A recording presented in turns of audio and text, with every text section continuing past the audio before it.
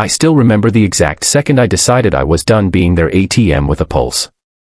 It was 3:17 a.m., the house dead quiet except for the ocean gnawing at the shore, and I was standing over 2 steaming mugs, stirring in something that would make their smiles glow electric blue for the rest of the day.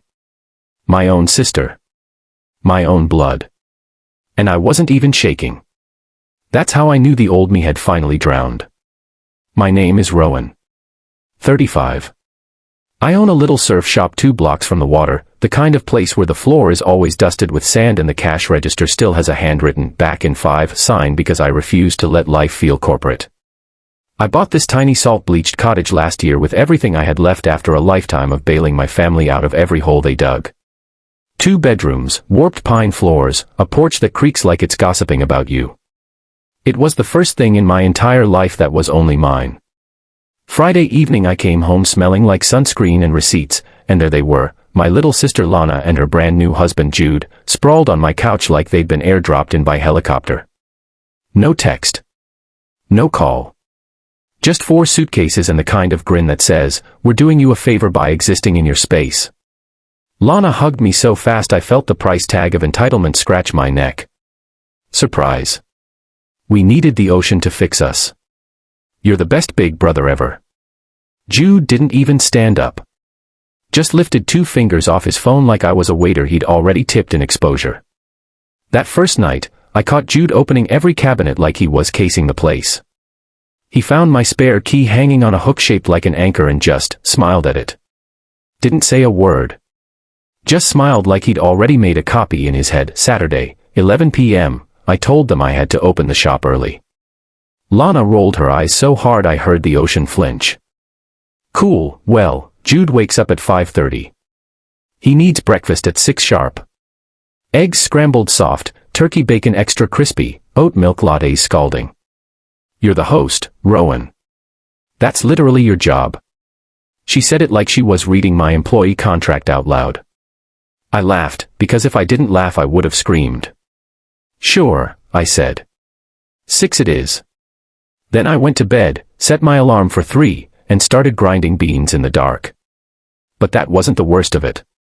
The worst of it was what I found taped inside the coffee tin when I opened it at 3:04 a.m. A Polaroid. Me, asleep on this very couch last Christmas, mouth open, dead to the world, and across my forehead in red sharp as someone had written, "Human credit card." I knew Lana's handwriting like I know the sound of my own heartbeat. I should have thrown them out right then. Instead I made the coffee stronger.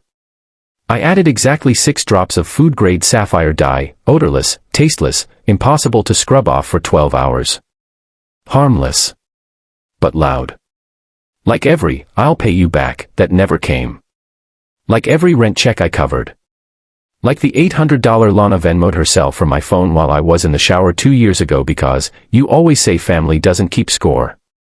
I plated their perfect little breakfast, set the table with the nice plates I never use, and waited.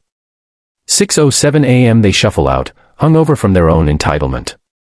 Jude takes 1 sip, licks his teeth, freezes. Lana checks her front camera and shrieks like she's seen a ghost wearing her face. Their teeth are glowing. Neon. Electric. Smurf funeral blue. Jude tries to rinse, smears it across his cheeks like war paint. Lana's screaming, "Rowan, what the hell did you do?" I sip my own black coffee, calm as the eye of a hurricane. New roast, I lie. Must be the minerals. She lunges for me. I slide a folder across the table like I'm dealing cards in hell.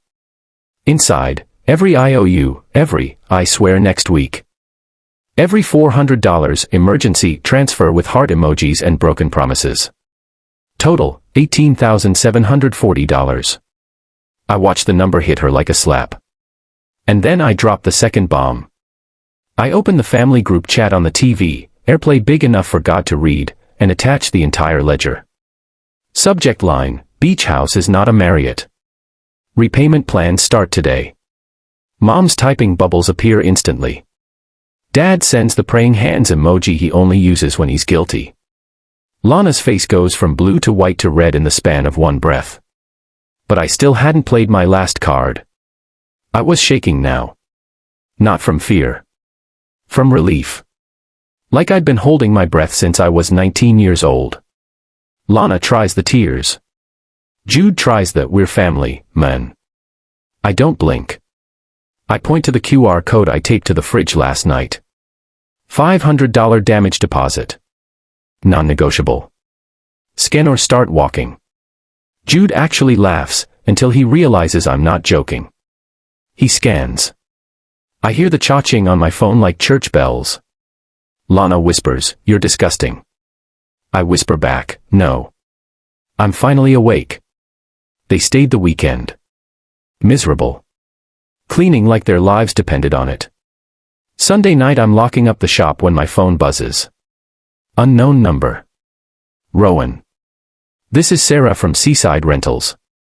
I'm calling because Alana and Jude Holt just tried to rent the house next door to you for August, and they listed you as the owner and co-signer. Forged your signature. Said you're covering the $9,200 because it's a family investment property.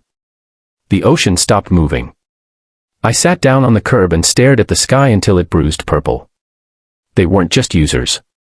They were trying to steal my house out from under me while drinking my coffee with neon teeth. That's when I understood, some people don't want forgiveness. They want ownership. I changed the locks again. Again. I filed the police report for identity theft. I sent the certified letter. I blocked every number that cried, "You've changed." And for the first time in my life the porch at night is quiet. Just me, black coffee, and the sound of waves that finally belong to no one but me. So I need to ask you something, and I want you to be brutally honest in the comments. When the people who are supposed to love you most treat you like a resource instead of a brother, at what point do you stop calling it family and start calling it theft? If it was you, would you have served the blue coffee? Or would you have gone nuclear sooner? Tell me. Because some nights I still taste the dye on my own tongue. And I'm not sure if it's poison or medicine.